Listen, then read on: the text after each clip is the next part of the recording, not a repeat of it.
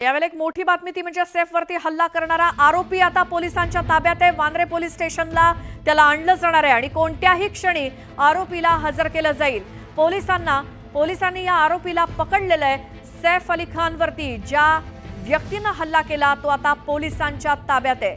Vandre police स्टेशनमध्ये या आरोपीला आणलं जाणार आहे। कोणत्याही क्षणी त्याला आणलं जाईल। अधिक माहिती घेऊयात।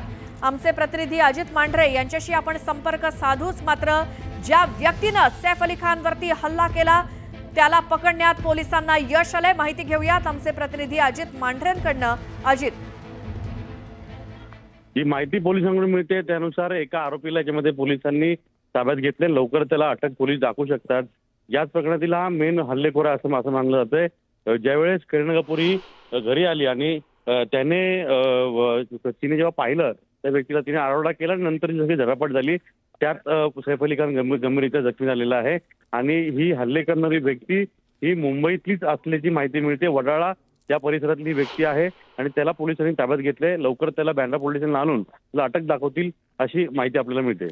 मात्र कोण, त्याचं काय गुन्हेगारी पार्श्वभूमी आहे का? त्या व्यक्तीचा नेमका उद्देश काय होता? सैफच्या घरी जाऊन चोरीचा होता की आणखी काही? याबद्दल काही पोलीस सांगतायत का? उद्देश प्रथमदर्शनी तरी चोरीचाच आहे असं पोलिसांचं म्हणणं आहे, पण सखोल चौकशी केल्यानंतर ही गोष्ट पुढे येईल। कारण का घरात मोलकरीण होती आणि असं असताना देखील ती व्यक्ती घरामध्ये वावर करत होती। मग नेमकं पुढे त्यावेळी काय घडलं होतं? पण ही व्यक्ती तिथे जी आली होती हिला पहिल्यांदा करीनाने पाहिलं आणि त्यामुळेच ते सगळं प्रकरण घडलं, आरडाओरडा झाला। त्यामुळे ही व्यक्ती चोरीच्या उद्देशाने आली होती का या दुसऱ्या कुठल्या उद्देशाने ही व्यक्ती घरामध्ये आली होती हे अद्याप स्पष्ट झालेलं नाहीये।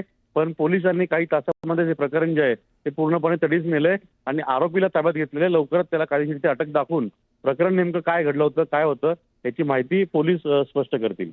बिलकुल, मात्र याचे आपण अपडेट घेत राहूच। अजित, तुर्तास दिलेल्या माहितीसाठी धन्यवाद।